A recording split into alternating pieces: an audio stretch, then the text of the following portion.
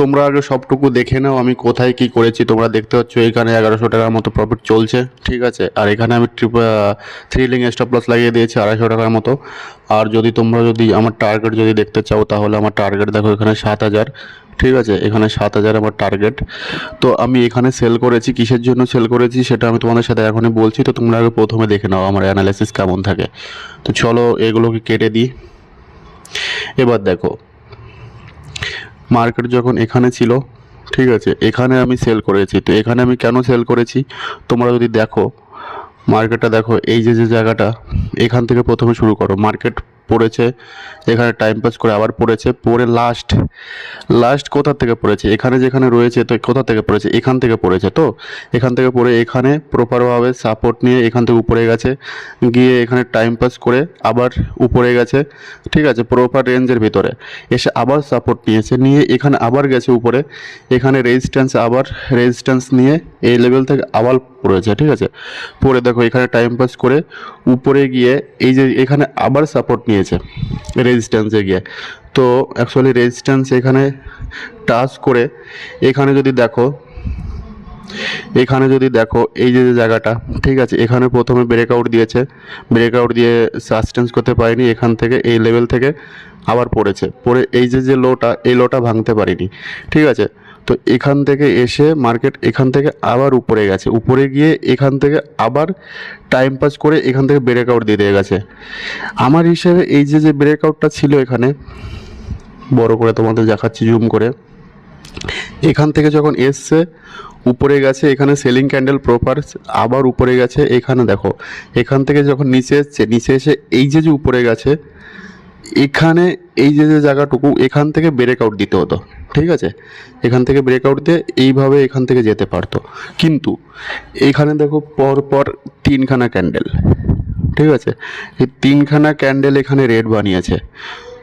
এই যে ক্যান্ডেলটা এখানে প্রপারভাবে তোমরা দেখতে পাচ্ছ সেলিংয়ের জন্য, এক তো এর নিচে ট্রেন লাইন যদি দেখো, এর নিচে এখানে সেলিংয়ের এত প্রেশার। তো এখানে এই ক্যান্ডেলের নিচে প্রপার দুখানা রেড ক্যান্ডেল, তারপরে যে রেড ক্যান্ডেলটা এখানে প্রপার আমি বুঝে গেছি যে মার্কেট এখান থেকে শার্প সেলিং আসতে পারে। তো এখানে আমার এন্ট্রি, ঠিক আছে, এর উপরে যখন এন্ট্রি নিয়েছি, তো এখানে আমার স্টপ লস। এই ক্যান্ডেলের নিচে এসে মার্কেট এখানে পুল ব্যাক নিয়ে আবার যখন নিচে পড়েছে, তো এখানে এই সুইংয়ের উপরে আমার এসএল, ঠিক আছে। তো ওই সুইংয়ের উপরে আমার এসএল দিয়ে এখন আমি মার্কেট ছেড়ে দিয়েছি। এখন তোমরা যদি দেখতে চাচ্ছ, তোমরা এখন দেখতে পাচ্ছ, দেখো মার্কেট প্রপারভাবে এই যে লেভেলটা, ঠিক আছে, এর উপরে রয়েছে, আর এই যে লেভেলটা এরও নিচে রয়েছে। তো এই মুহূর্তে তোমরা এখানে বাই সেল কিছু করতে পারবে না। আমি যেহেতু উপরে সেল করেছি এখানে, এর জন্য আমি এখানে এখনও হোল্ড করে বসে রয়েছি। তো এখানে যদি আমার মার্কেট যদি আসে বড় টাইম ফ্রেমে, দেখো এখান থেকে যদি দেখো, দেখো প্রপারভাবে যদি দেখা হয়, এখান থেকে হতে পারে মার্কেট এখান থেকে সেলিং রয়েছে, এখান থেকে উপরে গিয়ে আবার পড়তে পারে। যদি পড়ে তো এই পর্যন্ত আমার টার্গেট, ঠিক আছে। কিন্তু তাও আমি উপরে টার্গেট রেখেছি এখন ডে ক্যান্ডেলের লো পর্যন্ত। তো এই ক্যান্ডেলটা এইভাবে যদি আসে, ক্লোজ যদি হয়, তো এই পর্যন্ত আমার টার্গেটটা দিতে পারে। এর জন্য আমি এখনও এখানে বসে রয়েছি।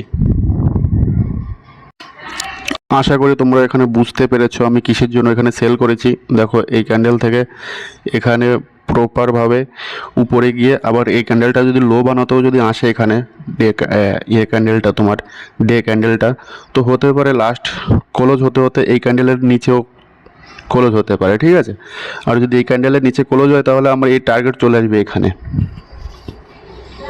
তো এটা হচ্ছে আমার অ্যানালাইসিস। এখন যদি দেখো 5 মিনিটে, দেখো তোমরা 5 মিনিটে দেখতে পাচ্ছ প্রপারভাবে যদি এই যে এখানে সাপোর্টের মধ্যে যদি পড়ে, এর ফের ফলস ব্রেকআউট দিয়ে, ঠিক আছে, এই যে ক্যান্ডেলটার ফলস ব্রেকআউট দিয়ে যদি পড়ে, প্রপারভাবে পড়তে পারে।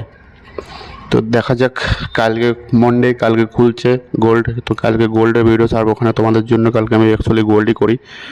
তো চলো, ভিডিওটা ভালো লাগলে তোমরা লাইক শেয়ার কমেন্ট করতে পারো।